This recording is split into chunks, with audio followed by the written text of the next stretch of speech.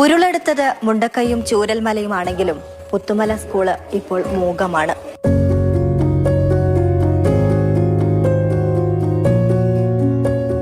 മക്കളെ, നിങ്ങൾ എവിടെയാണ്? നിങ്ങളുടെ 3 സുഹൃത്തുക്കൾ മാത്രമാണ് എന്നെ കാണാൻ ഓടി വന്നത്.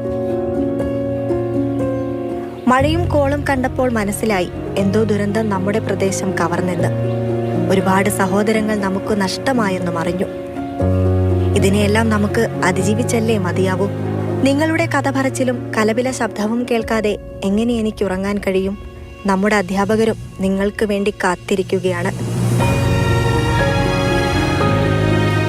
അധികം താമസിയാതെ ക്യാമ്പുകളൊക്കെ അവസാനിപ്പിക്കുന്ന മുറക്ക് എത്തിച്ചേരും എന്നാണ് പ്രതീക്ഷിക്കുന്നത്.